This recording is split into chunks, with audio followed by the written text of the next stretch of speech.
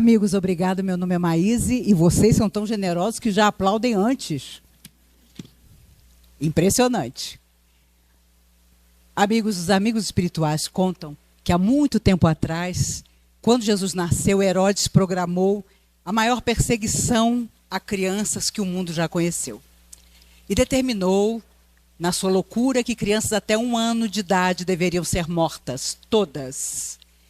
E os espíritos contam que, embora a história não tenha registrado, crianças até 2 anos foram mortas. As cidades eram fortificadas por portas estreitas para evitar contrabando, para que as pessoas que entravam e saíam fossem examinadas. E os espíritos contam que ali correu muito sangue, porque as mães, naturalmente, querendo salvar os filhos, começaram a escondê-los em cestas, colocando um pano por cima. E por cima do pano espalhavam milho, trigo, qualquer coisa para esconder a criança. Ora, os soldados romanos começaram a perceber que, de uma forma inusitada, mulheres de todas as idades estavam atravessando as portas, sempre carregando cestas. Perceberam que havia alguma coisa errada e começaram a exigir que elas parassem, jogassem tudo no chão e depois eles ajudariam a recolher. Elas eram interceptadas. O soldado perguntava: o que tu levas nessa cesta, mulher? Cada uma mentia de um jeito. É trigo, soldado, que eu levo. Ou então é milho que eu levo. Ah, é? Então joga tudo no chão. Eu te ajudo a colocar de volta. Sem condição de retrucar, porque a espada já estava na garganta dela, as mulheres jogavam tudo no chão. Caía o milho, caía o pano, caía a criança. E ali mesmo a criança era degolada. Correu muito sangue naqueles dias. Maria, com Jesus, com 20 dias de idade, precisou passar pela porta para comprar comida. Ela tinha 2 problemas. Era uma jovem belíssima, que chamava a atenção à distância. E nunca tinha dito uma mentira. Esse era o problema maior, porque toda mulher que passava por ali tinha que mentir. Ela procurou entrar na cidade na hora mais cheia de agitação. Tentou passar escondida, espremida na parede, atrás de um burro de carga. Mas um soldado, impressionado com a sua beleza, a viu e de longe veio até ela. Mulher, o que tu levas nessa cesta? Maria muda. A mentira que ela devia dizer não saía. Mulher, o que tu levas nessa cesta? Maria muda. Ele tirou a espada da cintura, porque sabia que as mulheres estavam levando crianças. Mulher, pela última vez eu vou te perguntar, o que tu levas nessa cesta? Maria começou a chorar mansamente e disse: soldado, é o meu filho que eu levo escondido nessa cesta. O soldado deu uma gargalhada, guardou a espada e disse a ela: mulher, se fosse teu filho, tu não me dirias. Pode passar que eu não vou revistar a tua cesta. E os espíritos contam que anos depois, já viajando há algum tempo com os apóstolos, com saudade da mãe, naquela manhã Jesus disse às pessoas que o seguiam: conhecereis a verdade, e a verdade vos libertará. Porque foi a verdade que Maria disse naquele dia, quando ele era um pequeno bebê, que salvou a vida dele, para que aos 30 anos ele pudesse maravilhar o universo com as suas palavras. Por isso, quando nós falamos de relacionamento com família, com Deus, nós temos que começar a pensar o relacionamento que temos com nós mesmos. Porque nunca o homem na terra enfrentou tantos desafios, nunca teve tantas condições para ser feliz. E em muitos casos nunca foi tão infeliz. Me recordo de que Chico Xavier, na década de 70, dizia que, pelo que os amigos espirituais diziam a ele, no futuro, no 3º milênio, as coisas ficariam tão difíceis que os homens andariam nas ruas aparentemente fora do seu estado normal. E vemos muitas vezes isso.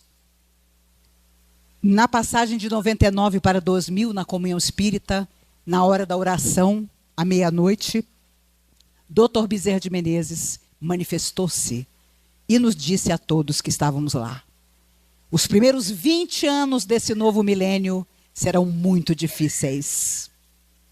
Nós estamos no 19º ano. E ele completou: todas as máscaras cairão. Todas. Em família, na sociedade, em toda parte. Foi tão impactante aquela palavra dele que no dia seguinte muitos amigos me telefonaram. Maíse, mas será que foi Dr. Bezerra mesmo? Porque quando nós ouvimos coisas que não queremos, nunca é o espírito amigo. Mas não tenham dúvida, 19 anos depois eu posso dizer, era Dr. Bezerra mesmo. Porque todas as máscaras cairiam. Nos primeiros 20 anos, disse ele naquela noite, de 99 para 2000. Ano que vem, o 20º ano. E quando nós falamos de máscara, estamos falando da máscara social, que nós também usamos muitas vezes. Para parecer corretos e dignos, quando às vezes não somos. Para parecer nobres nas nossas atitudes, quando às vezes nossas atitudes têm uma razão inferior por trás. E doutrina espírita não surge na nossa vida por acaso, porque o acaso não preside nada em nossa existência, afirmam os amigos espirituais. Não existe acaso, embora nós digamos às vezes, foi o acaso que dominou a minha vida. Nunca. Porque o raciocínio e o coração precisam estar integrados. Emmanuel dizia através do Chico, nós devemos ser como o relógio antigo da parede dos nossos avós. Aqui, os ponteiros, abaixo, o badalo.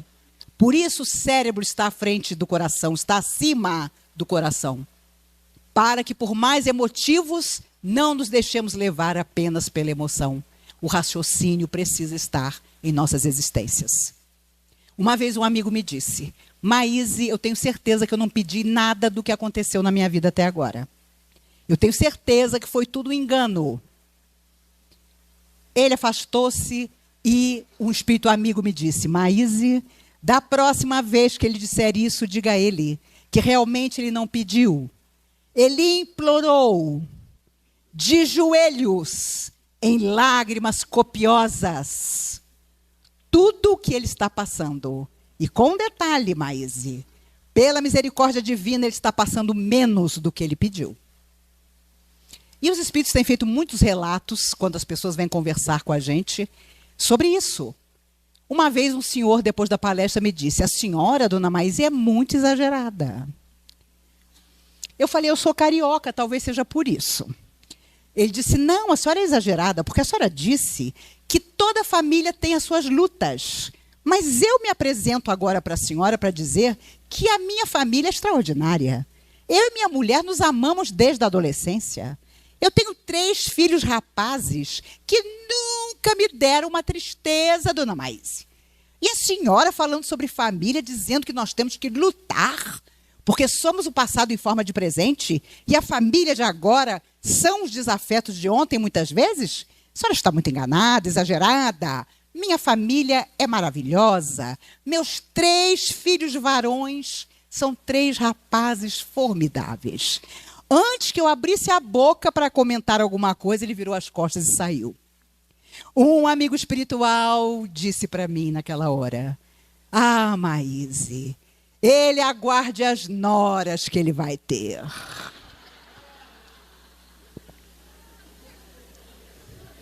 Por isso, meus amigos, quando falamos de família, nós temos que pensar que aquele que desprezamos ontem é o companheiro de agora, muitas vezes. Aquela que nós desprezamos no carinho é a filha enciumada.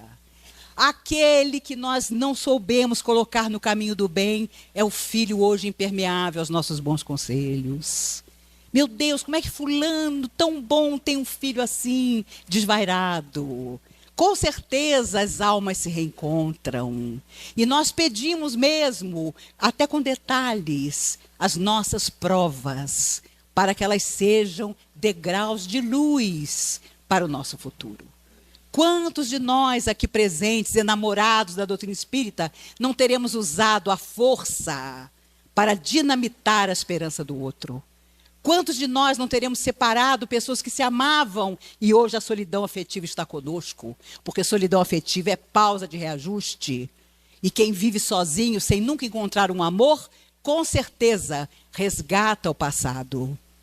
Uma vez, Chico recebeu um pai cuja filha cega, surda, muda e paralítica estava nos braços dele. E ele disse: Chico, eu vim aqui para pedir a sua benção e a sua prece, porque eu sou um pai sozinho, que crio a minha filha, que nasceu assim, e a minha companheira, não suportando, foi embora. Eu estou indo a São Paulo para ver se consigo algum tratamento para ela, embora eu saiba que é praticamente impossível. Você nos abençoa, Chico. E o Chico: oh, meu filho, você e sua pequenina estarão sempre nas minhas preces. Quando o rapaz se afastou com a filha, Emmanuel disse a Chico: no século XIII, este rapaz foi um menestrel. Ele cantava passando pelos castelos, pelas pousadas, para encantar as mulheres com a sua voz. Uma delas enamorou-se dele. Ele prometeu voltar, casar-se com ela. Nunca mais voltou. Ela, deprimida, lançou-se de grande altura para encontrar a morte através do suicídio. Hoje, o menestrel de ontem é o pai carinhoso que carrega aquela a quem ele prometeu amor e não cumpriu. E o Chico conta que por muitos anos orou pelo pai e pela filha, sabendo que com certeza precisavam estar juntos para o grande resgate. Não importa em que época da nossa vida surgiu a doutrina espírita, mas ela surgiu na hora em que nós estávamos com certeza tão necessitados dela. O problema é conseguir viver conforme aquilo que nós acreditamos. Esse é o grande desafio. Mas nós precisamos fazer isso. Porque o mundo não vai melhorar rapidamente. Emmanuel dizia através de Chico Xavier: o bem é o vencedor final, mas o mal não vai se entregar sem lutar. E é exatamente o que nós estamos vendo nos dias de agora. Pessoas maravilhosas que atravessam doenças gravíssimas. Pessoas que não fazem o bem a ninguém e que parecem ter felicidade em toda parte. Um amigo meu, Maurício, certa vez foi até o Chico e disse: Chico, eu estou revoltado. Eu sou espírita desde a juventude. Nada dá certo para mim. O meu vizinho de porta não acredita nem em Deus. Ele chuta o cachorro, maltrata a mulher, maltrata o filho, maltrata a empregada. Tem carro do ano, não paga aluguel como eu pago. Tem um emprego maravilhoso. Chico, pelo amor de Deus, Chico. Nada dá certo para mim. O meu vizinho, que é horroroso, não cumprimenta nem a própria sombra, tudo dá certo para ele. Chico, com a sua sabedoria extraordinária, abraçou Maurício e disse: ah, Maurício, que bom, meu filho. Seu vizinho ainda está semeando. Eu e você já estamos colhendo. Chico era assim. Uma vez ele mandou uma foto dele para o Maurício, de terno e gravata, no meio das rosas do jardim, com um brinquinho, um piquenês que ele tinha, que foi uma das suas paixões. Atrás a dedicatória que só Chico Xavier sabia fazer: Maurício, me perdoe, mas brinquinho fez questão que eu saísse na foto com ele. Quando você realmente vive aquilo que você acredita, como Chico Xavier fez a vida inteira, você é feliz em qualquer circunstância. Porque quando tudo é felicidade, você aproveita. Aquilo já é colheita de uma semeadura que talvez você tenha feito em alguma parte, não importa onde. Mas quando você não é feliz, você também entende que chegou a hora do ensinamento, que chegou a hora da renúncia. Quantas pessoas que amamos um dia nos dizem: não quero mais estar ao seu lado. E deixar que a pessoa parta, seja ela quem for, é sabedoria também.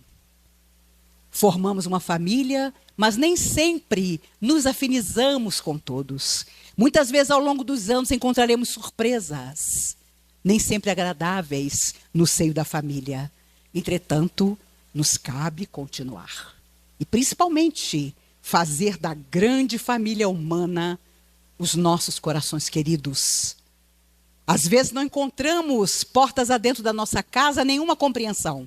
Mas lá fora há tanta gente que daria tudo por 1 minuto da nossa atenção. Uma senhora perdeu o único filho de 20 anos por suicídio no Ceará.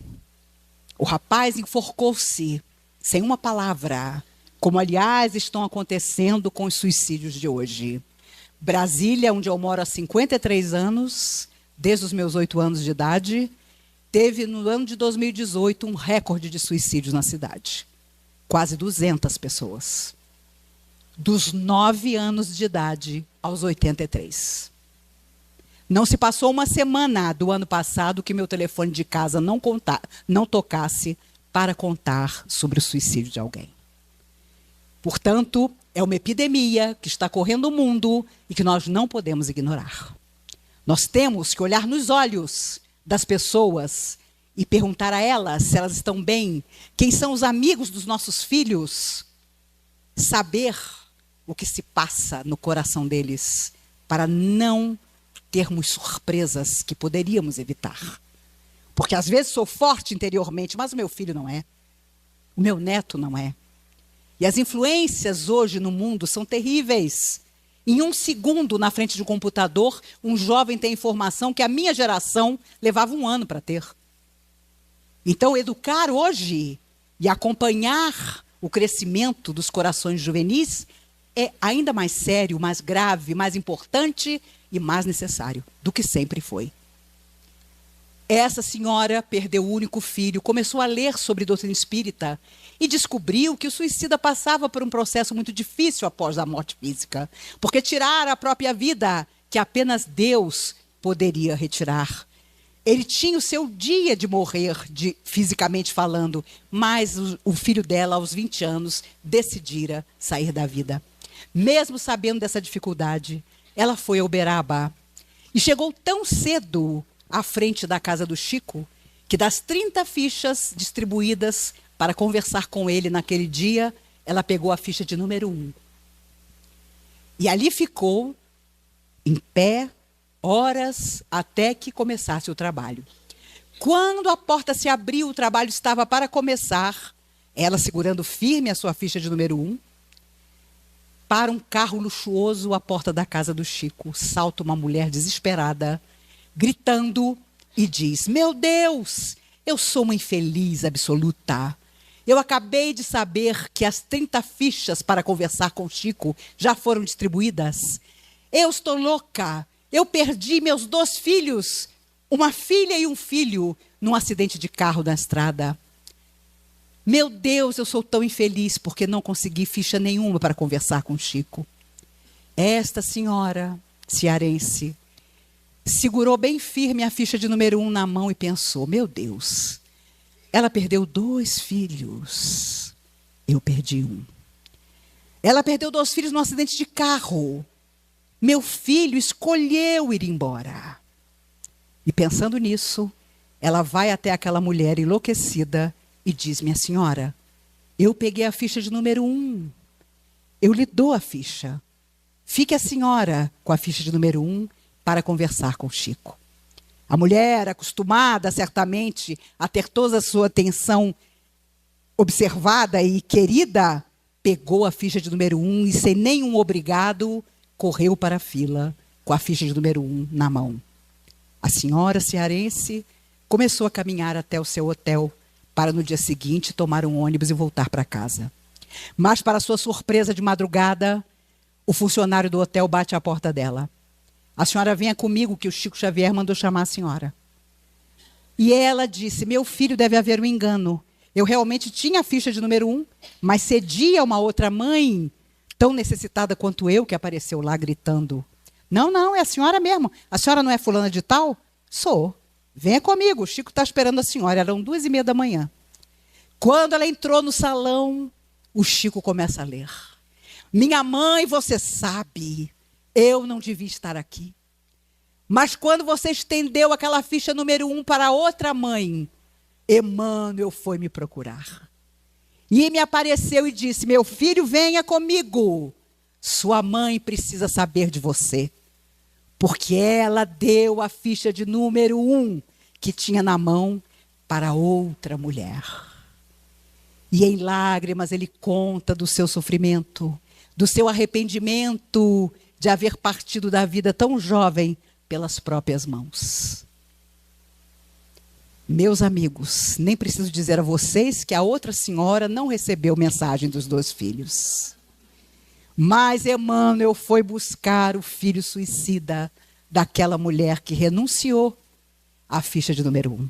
Nem preciso dizer a vocês que, se fosse eu, nem Jesus vindo à terra me tirava a ficha de número 1 na mão.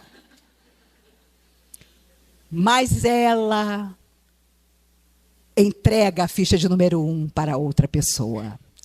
E a minha proposta a todos nós, a começar por mim, é que em qualquer circunstância difícil da nossa vida, nós pensemos qual é a ficha de número 1 que está na nossa mão e que nós estamos nos recusando a ceder a quem precisa mais do que nós. Seja o que for que nós possamos fazer pelo outro e não fazemos, seja portas adentro da nossa casa ou fora, com certeza é a ficha de número 1 que nós não conseguimos largar. E nós precisamos. Essa é a vida em que nós vamos chegar um dia do outro lado e vão nos perguntar com certeza o que nós fizemos do conhecimento de mortalidade que nós tínhamos. Vão nos perguntar o que nós fizemos dos corações que nos procuraram. O Chico atravessava de madrugada uma pequena rua, só havia um poste de luz muito ruim, e ele via passar uma cachorra toda iluminada. A cachorra era tão iluminada que espalhava luz pela rua escura. E ele contava, ao contar essa história, que se segurou no único poste da rua e pensou: meu Deus, as pessoas dizem que eu sou doido e agora eu fiquei doido mesmo. Porque eu sei que essa cachorra está morta e ela está tão iluminada que ela está iluminando a rua inteira. Emmanuel, que não era fácil, sempre rigoroso, apareceu e disse: não, Chico, você não está louco. Ela brilha assim porque morreu há 12 anos, mas o dono nunca se esqueceu dela. E Chico contava que naquele momento ele pensou: oh meu Deus, tomara que eu faça alguma coisa que permita que um dia alguém se lembre de mim. Por perceber a luminosidade da cachorrinha, porque o dono nunca tinha se esquecido dela. Hoje parece uma bobagem, ou somos jovens, ou temos muita saúde, apesar de não jovens. Mas um dia, na verdadeira existência, nós daremos tudo para que a lembrança das pessoas, de nós, seja boa. Nós vamos querer que as pessoas se lembrem de nós com carinho, vamos precisar disso. Mas não adianta querer isso se nós não semeamos isso enquanto estamos aqui. É muito importante fazer isso. Nunca seremos, claro, como Chico Xavier, a maior antena psíquica do século. Um homem que era puro amor. Chegou certa vez no jardim, ele tinha rosas maravilhosas no seu jardim e disse: senhoras formigas que estão comendo as minhas rosas, eu vim avisar que daqui a uma semana eu vou encher de veneno o jardim. As que não quiserem morrer vão para outro lugar. E todo dia ele ia até o jardim e dizia: atenção, faltam 5 dias. Atenção, é amanhã. E quando ele contava essa história, um amigo disse: Chico, e teve formiga que morreu? Teve. Eu tasquei veneno e teve formiga que morreu. Chico, mas como? As que não foram embora eram subversivas. Um dia, um gato que era detestado na rua do Chico, porque corria atrás de criança, enfrentava cachorro. O gato era um horror, era possuído. Alguém entrou correndo e disse: Chico, aquele gato que anda aqui pela rua está morrendo no seu jardim. Alguém deu veneno para ele. Quando o Chico saiu para olhar, o gato todo torto, passando mal. Alguém tinha dado veneno mesmo. Porque ninguém aguentava o gato. Ele segurou o gato, virou o gato de cabeça para baixo, botou o rosto do gato no rosto dele e disse: eu vou combinar uma coisa com você. Eu vou pedir aos espíritos amigos para você botar para fora todo o veneno que te colocaram. Mas você vai me prometer que você nunca mais vai fazer as coisas erradas que você faz. O gato, já quase morto, colocou para fora tudo que tinham colocado no veneno e viveu atrás do Chico 14 anos. Era a sombra do Chico. Virou um santo. Porque o acordo tinha sido esse. Continuar vivendo, mas fazendo a coisa certa. Ele adorava animais. Chico teve vários cachorros. Ele dizia que o Brinquinho era a mesma alma que volta e meia voltava para ficar junto dele. Entre os vários cachorros que ele tinha tido. Um dia, ele adorava, depois do café, espalhar pedaços de pão na janela para que os passarinhos da cidade viessem até a janela da casa dele para comer o pão. Ele tinha um gato nessa época. E o gato, observando os passarinhos, não teve dúvida. Tinha um filhotinho mais desavisado assim. O gato, crau, olhou para o Chico e mastigou. Olhando para o Chico, o filhotinho de passarinho. O Chico ficou desesperado. Entrou numa tristeza e disse: eu não quero mais conversa com esse gato. Eu não quero comer, não tenho fome, não tenho vontade. E a cozinheira desesperada, porque tinha 3 dias que o Chico só bebia água e chá. Não sinto fome. Uberaba inteira mandou passarinho para o Chico. Era tanta gaiola chegando. E cada gaiola que chegava era pior. Porque o Chico olhava para a gaiola e dizia: meus passarinhos não são de gaiola, são os passarinhos da cidade, que vêm comer o pão que eu coloco na janela. No fim do 3º dia, a empregada preocupadíssima disse: seu Chico, eu vou fazer uma galinha, que eu sei que o senhor gosta do meu tempero, e o senhor vai comer à força. Ela fez a galinha, colocou na frente do Chico, disse: eu não vou para casa enquanto o senhor não comer. O Chico provou. A galinha estava deliciosa. Ele provou outro pedaço. Pediu à cozinheira: me veja mais um pedaço. Quando pela 4ª vez ele ia repetir a galinha, Emmanuel apareceu. Emmanuel não perdia uma. Tá gostoso, Chico? Ai, o senhor sabe, tá muito bom. Ela cozinha muito bem e tinha 3 dias, quase 4, que eu só tomava chá e água. É mesmo, Chico? E você vai repetir de novo? E ele, com o prato já da repetição pela 4ª vez, disse: pois é, tá muito gostoso. Emmanuel disse a ele: eu sei, Chico, mas eu quero te perguntar, qual é a diferença entre você e o gato? E ele fez as pazes com o gato, porque ele viu que na hora da fome não tem jeito. A verdade é que ele teve um vira-lata chamado Lorde. Esse vira-lata era tão gente que quando o Chico se sentava na cama para orar, o cachorro juntava as patas e abaixava a cabeça. Um dia correram: Chico, vai para casa, o Lorde está morrendo envenenado. Meu Deus, o Lorde não tinha feito mal a ninguém. Ele correu para casa e o Lorde só estava esperando ele chegar para abraçá-lo e morrer. O Chico contou anos depois que foi o perdão mais difícil que ele teve que dar. Porque apareceu um espírito sofredor e disse: você sabe quem foi que envenenou ele? As suas irmãs. Porque ele já está velho, fazia xixi pela casa, no sofá, em cima da cama. Elas então resolveram apressar a morte dele. E o Chico contava serenamente que foi um perdão difícil. Porque elas nunca ficaram sabendo que ele sabia. Que elas é que tinham dado veneno para o Lorde. Era uma pessoa assim. A própria família nunca aceitou a sua mediunidade, seu pai queria que ele cobrasse, e ele, sempre incompreendido, seguiu o seu destino. E viveu 92 anos, porque para ele não havia só a sua família, mas cada coração que chorava era a sua família. Ele nos deixou essa lembrança, essa lição impressionante, que nós precisamos ter como legado no nosso coração. Eu, pessoalmente, me orgulho de dizer que foi ele que me ensinou que eu não amava ninguém.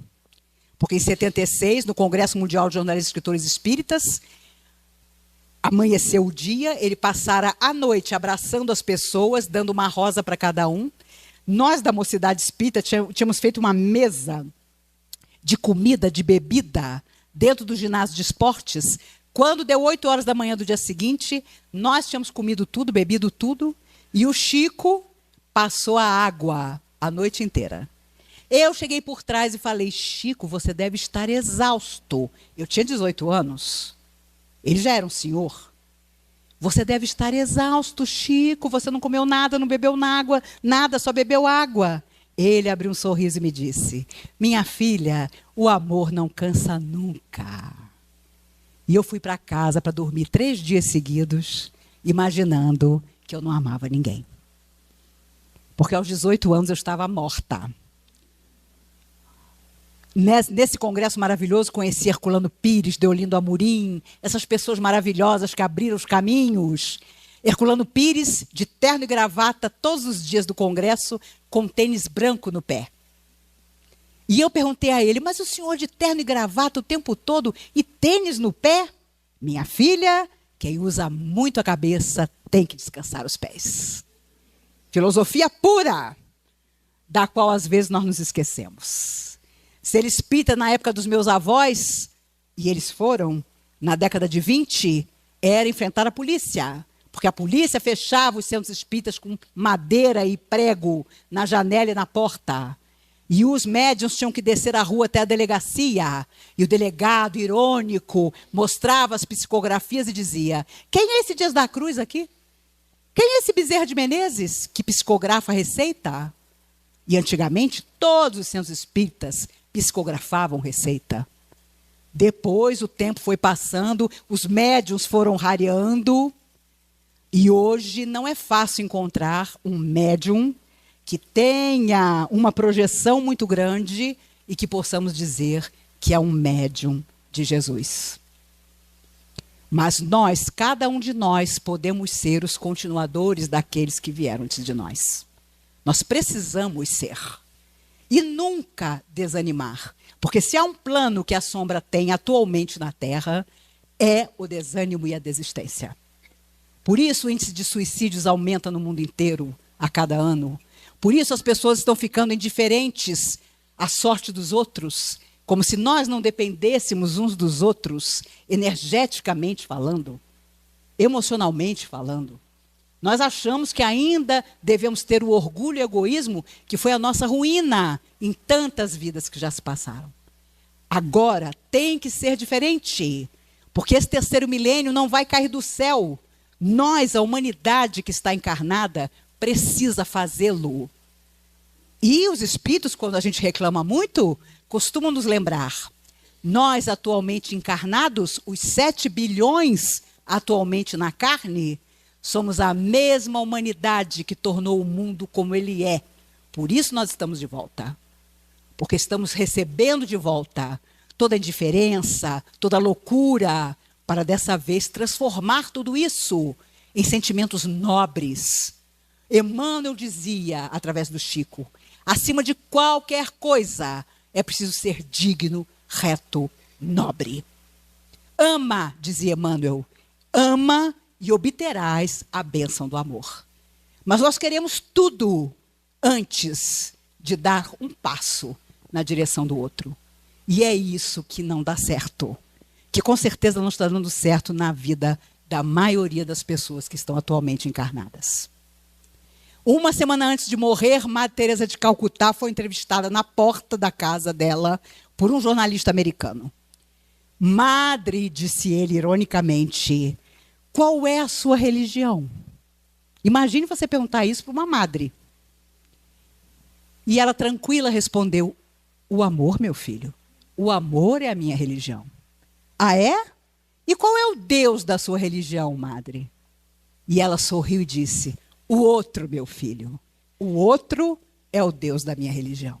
E uma semana depois ela desencarnou porque ela não tinha mais nada para fazer aqui. Irmã Dulce, conta Dr. Bezerra de Menezes, ao chegar no mundo espiritual, embora tenha sido freira a vida inteira, rapidamente recobrou a sua condição de espírito bondoso. E pediu a Dr. Bezerra de Menezes: o senhor podia me indicar trabalho? E Dr. Bezerra conta que disse a ela: mas, madre, a senhora acabou de chegar da terra. A senhora viveu com meio pulmão. Não quer descansar? Não. A minha vida inteira foi trabalho.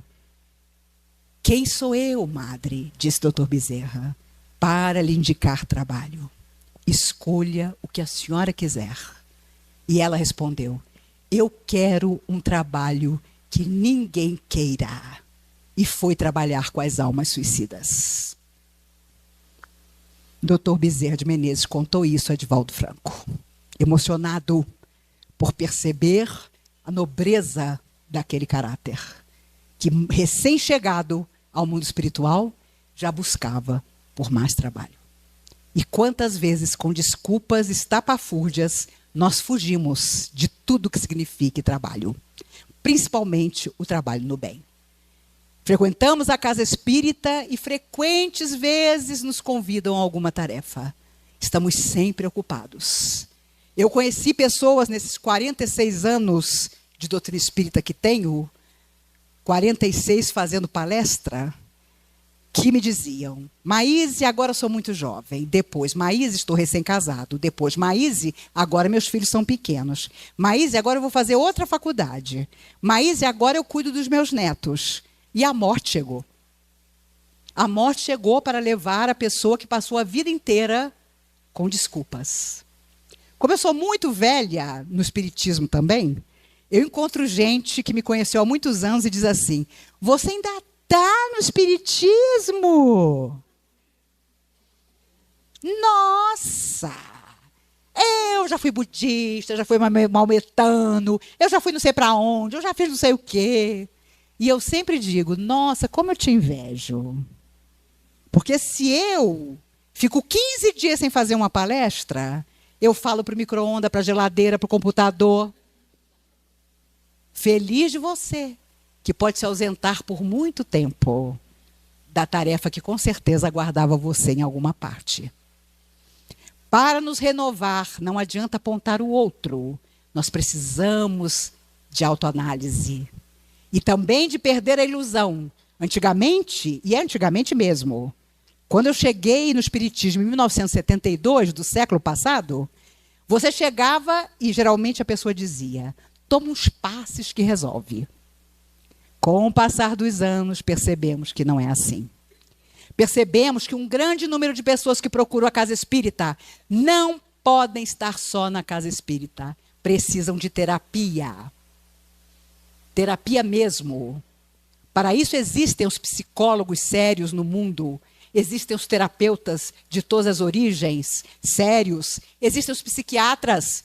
Porque há pessoas que precisam, por um tempo determinado, de remédio. Porque senão elas causam um enorme prejuízo a elas, à família e a todo mundo que passar em frente a elas. Dr. Bezerra de Menezes diz em mensagens que um dos remédios mais famosos que o mundo utiliza, remédio de tarja preta, a fórmula desse remédio veio do mundo espiritual. O problema é que quando o homem toma posse disso, ele exagera. Ele toma para acordar, ele toma para sorrir, ele toma para chorar, ele toma para dormir. Mas muitos medicamentos são sérios, porque suas fórmulas vieram dos laboratórios do infinito para ajudar ao homem. Eu tenho certeza que você já deve ter conhecido alguém que você percebe claramente que precisa de ajuda, mas não de uma ajuda espiritual simplesmente. E olha, alguém me disse outro dia, Maíse, você fala muito que as pessoas têm que fazer terapia. E eu digo a vocês, todo ser humano devia ter uma lei. Em algum momento da vida, devia fazer terapia. E a pessoa me disse, você não mora no Brasil, porque terapia é muito caro, psicólogo cobra muito caro. E eu contei a essa pessoa que os conselhos de psicologia no Brasil têm, em quase todas as cidades, principalmente as capitais, grupos de psicólogos que atendem por preços simbólicos. E uma psicóloga me contou que ela atendia uma senhora por R$ 20. E a senhora percebeu o quanto precisava de terapia, começou a melhorar tudo na casa dela, nos relacionamentos. Um dia ela chegou para a psicóloga e disse, a senhora sabe, eu sei que a terapia é muito importante para mim, mas eu perdi meu emprego. Eu não tenho mais os R$ 20 para pagar para a senhora. Mas eu queria propor à senhora uma coisa. Eu posso fazer faxina no seu consultório? E em troca, a senhora continua a terapia comigo? Eu contei isso para essa moça que disse que toda terapia é cara, para que ela visse que quando você sabe o quanto aquilo está te ajudando, você faz essa proposta de fazer faxina no consultório daquela pessoa que está cuidando de você. E é uma escolha sempre nossa. Se há uma coisa que eu adoro na doutrina espírita, é livre-arbítrio. Não podemos dizer que somos escravos das circunstâncias, porque a vida são nossas escolhas. Não tem como duvidar disso. Então não haverá relacionamento seu com a vida, com a família, se você mesmo não for sincero, portas adentro do seu coração. Eu sou assim, mas sei que preciso ser de outro jeito. Fulano, me desculpe, você me pegou num dia horrível, por isso que eu fui grosseiro com você. Sejamos nós sempre aquele que pede desculpa. Mesmo quando nós sabemos que o outro sabe que foi ele que nos magoou. Porque só pedir desculpa a alguém que nos magoou já significará para essa pessoa o pensar. Porque ela não é boba, ela sabe que foi ela que fez errado. Mas se nós nos antecipamos e pedimos desculpa, teremos uma surpresa. A pessoa vai perceber o quanto nós estamos preocupados em voltar à amizade dela e estarmos harmonizados. Hoje, até os médicos, quando você vai a um consultório, o médico, você conta que está sentindo isso, está sentindo aquilo. Tem muito médico hoje que já diz, como está a sua vida emocional? Como está a sua vida afetiva? Pode ter certeza que eles estão começando a perceber que aquilo que os espíritos dizem é verdade. As nossas enfermidades são todas oriundas dos nossos excessos do passado ou dos nossos problemas de agora. E o que os espíritos têm dito, e é preocupante, é que muitos de nós estamos enfrentando doenças que não estavam no nosso processo kármico, mas nós estamos criando. Porque estamos tendo atitudes que não são positivas e estamos adoecendo sem que possamos culpar algo do nosso passado, mas sim voltar os nossos olhos para o agora. Por isso, se você chega à doutrina espírita, saiba, é uma escola extraordinária. Por isso, os espíritos diziam, numa música que as mocidades de antigamente cantavam, espiritismo é uma luz gloriosa, divina e forte, que clareia toda a vida e ilumina além da morte. É uma fonte generosa de compreensão cristalina, espalhando em toda parte o consolo da água viva. Se buscas o espiritismo, norteia-te em sua luz. O espiritismo é uma escola. O mestre amado é Jesus. Não duvidemos nunca de que as forças do bem permanecerão conosco, muitas vezes afastando de nós problemas que nem soubemos que íamos passar, se o nosso coração estiver disposto a simplesmente amar e servir. Não lamentemos quando os nossos sonhos não se realizarem. Sonhemos outras coisas. Se um amigo vai embora, aguardemos, a vida trará outros amigos que talvez te compreendam melhor. Se alguém que você ama não te ama mais e vai embora, entenda que aquele caminho que ele quer seguir talvez não seja o seu. Porque ele mesmo disse que não quer mais estar com você. Não nos preocupemos, porque a vida trará para junto de nós as oportunidades aparentemente perdidas e as dificuldades que parecem tão intransponíveis. Alguma coisa acontecerá e vamos ultrapassar tudo isso. É importante que haja semanas como essa, em que nós, através das palestras, pensamos sobre nós mesmos. Mas mais importante é continuar portas adentro da nossa vida, com esse novo tônus de saber que aquilo que não fazemos por nós mesmos, ninguém fará. Nem os nossos mentores espirituais, nem os espíritos de luz farão alguma coisa. E não duvidem, se os nossos mentores pudessem falar conosco, nos diriam que a nossa vida é sempre mais positiva, porque, como dizia Chico, graças a Deus, é a misericórdia de Deus que está na nossa vida. Porque se fosse a justiça, nós não aguentaríamos. Porque somos o passado em forma de presente.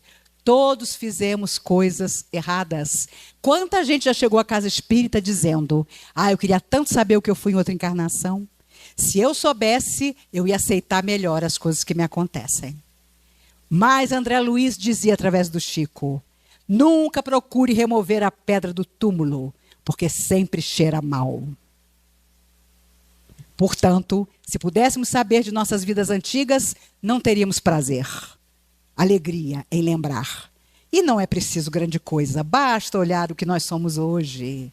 Basta uma pesquisa na nossa emoção, nos nossos sentimentos, nas nossas tendências. E nós vamos saber muito bem o que fomos e o que fizemos. Porque ninguém muda assim do dia para a noite. São muitas vidas que se seguem. Uma vez um amigo me disse: Maíse, eu tenho certeza que eu fui aquele cristão que entrou na arena e quando o leão veio, eu de repente me arrependi de ser cristão. Mas não dava mais tempo. E eu devo ter morrido, eu tenho uns pesadelos. Eu acho que eu morri no circo romano. Precisou um amigo espiritual me dizer: diga a ele que só se ele na porta desistiu. Porque quem entrou, morreu. Quem morreu, deu a sua vida por Jesus. Quem está na terra até hoje, não estava lá. E é claro, o que me preocupa, inclusive, é que os espíritos contam que a maioria de nós espíritas de hoje estávamos no dia do sermão da montanha. E Jesus disse: bem-aventurados os pacíficos, bem-aventurados os mansos, vinde a mim todos vós que estáis aflitos, e eu vos aliviarei. Imaginaram? Desde aquele dia, nós estamos até hoje na Terra. Nós devemos ter ficado maravilhados com o que Jesus disse, mas não fizemos absolutamente nada. Por isso, no carreiro das encarnações, continuamos, inegavelmente. O Chico, com 7 anos, chorando, chegou para sua madrasta, Dona Cidália, que lhe foi uma segunda mãe, e disse: Dona Cidália, a senhora acha que eu sou louco? Meu filho, claro que não. Ela estava lavando roupa no tanque. Dona Cidália, meus colegas dizem que eu sou doido, porque eu vejo as pessoas que já morreram. A senhora acha que eu sou maluco?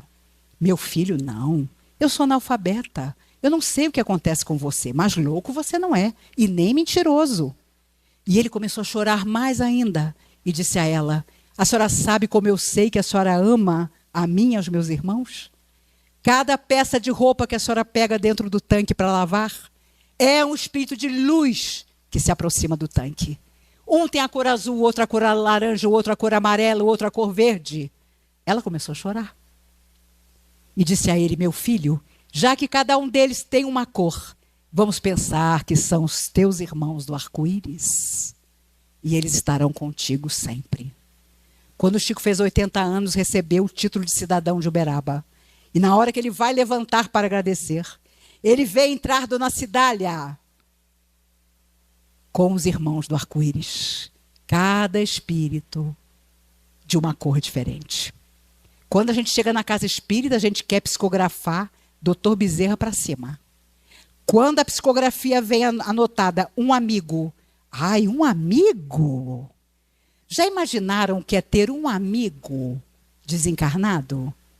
Mas tem gente que não quer. Só quer os grandes nomes. Encontrei uma senhora uma vez que me disse: Maíse, você tem que conhecer minha filha.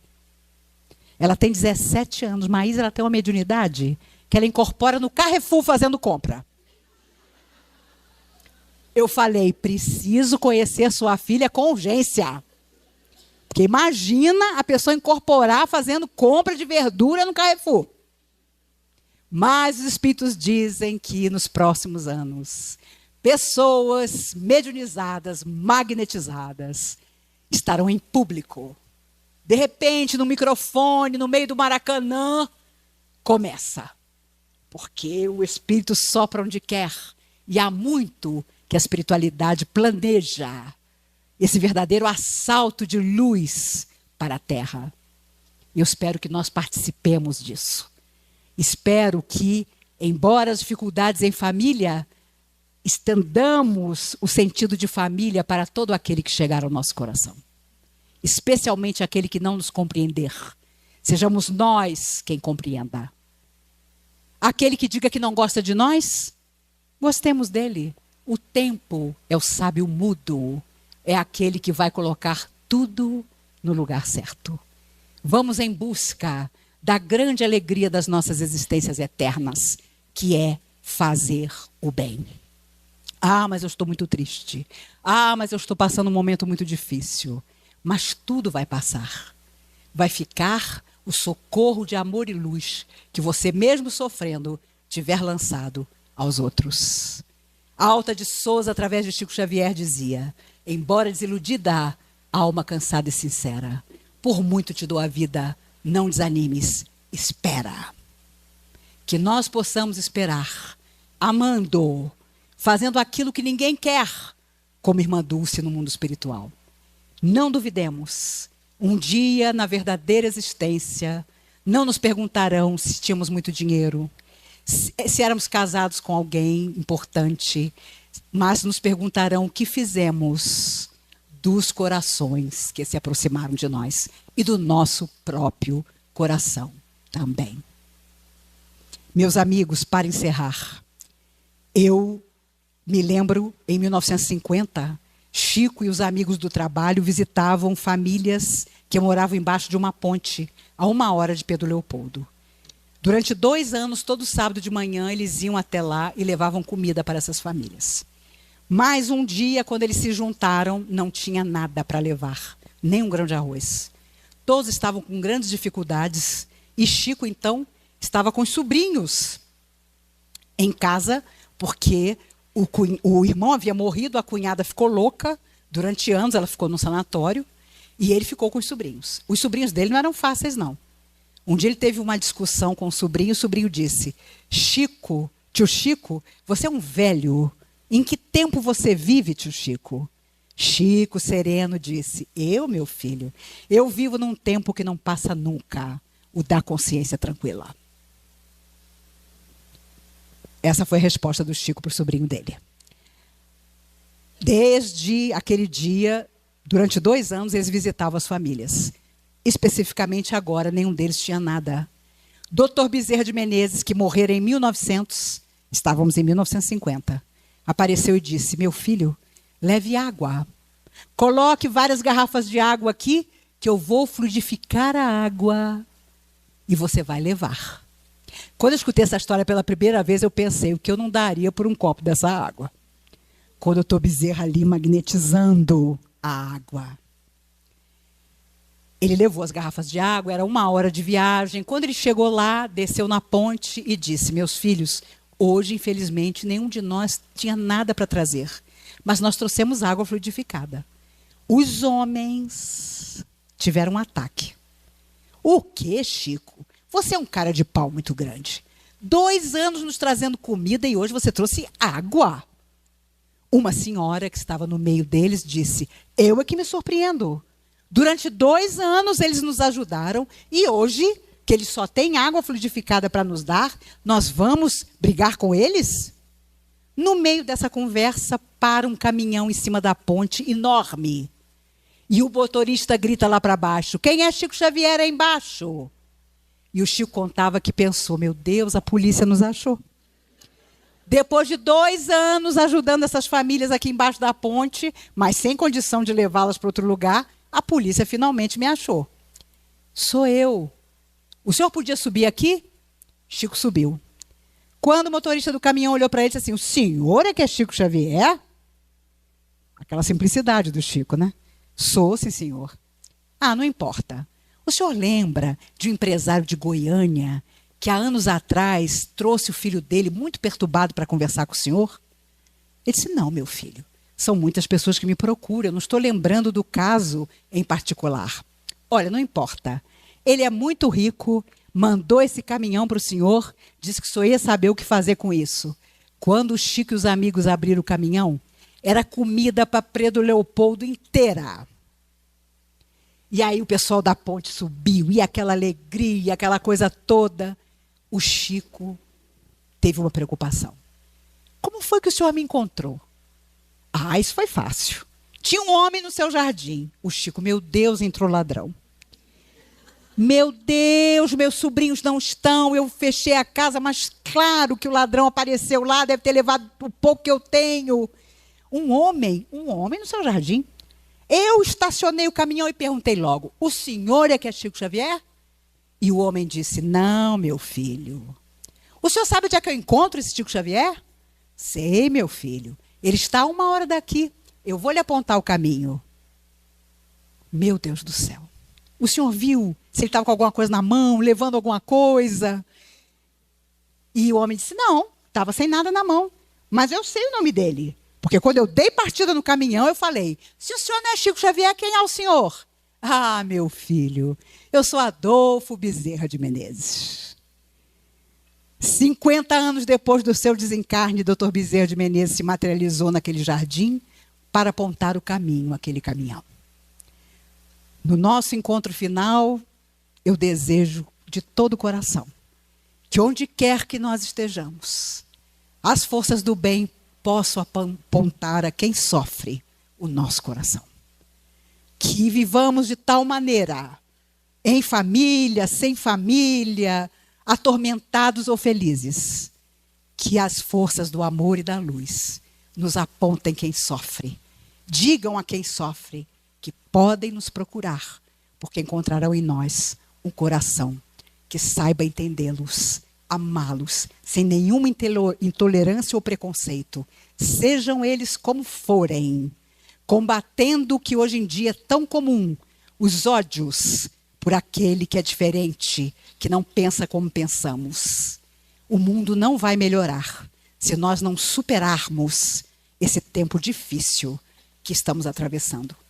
Amemos, amemos até doer, como dizia a Madre Teresa de Calcutá. E com certeza, da próxima vez que eu e vocês nos encontrarmos, tanto eu como vocês estaremos ainda melhor do que estamos hoje. Encerro com uma frase de Dr. Bezerra de Menezes, que eu, minha mãe e minhas irmãs mandamos esculpir no túmulo de meu pai. Não há ponto final para o amor, porque amor é vida e vida é eternidade. Somos eternos. Nos encontraremos muitas vezes. Voltaremos à terra quantas vezes forem necessárias, porque sairemos da morte muitas vezes, mas da vida jamais sairemos.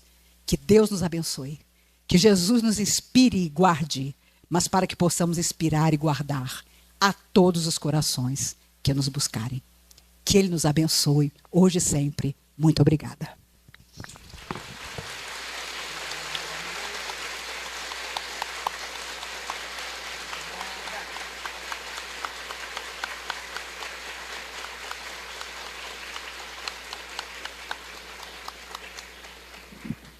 Obrigada, meninos. Mais que aplauso, vamos combinar uma coisa? Nos próximos dias, eu vou me sentir aplaudida lá em Brasília, se todos nós fizermos alguma coisa que há muito tempo nós estamos adiando para fazer. E muitas vezes é o telefonema de pedido de desculpas que nós vivemos adiando. Muitas vezes é o gesto de entendimento coletivo ou individual que nós estamos precisando doar a vida. E eu tenho certeza que onde eu estiver, eu vou sentir o aplauso de vocês.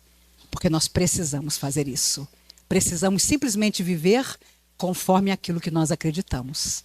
Se não estamos conseguindo, há algo de errado conosco. E essa doutrina que nos abençoa está conosco para nos ensinar a sermos melhores dessa vez, em definitivo. Sei que vamos conseguir e que no nosso próximo encontro só teremos coisas boas para contar uns aos outros. Que seja assim.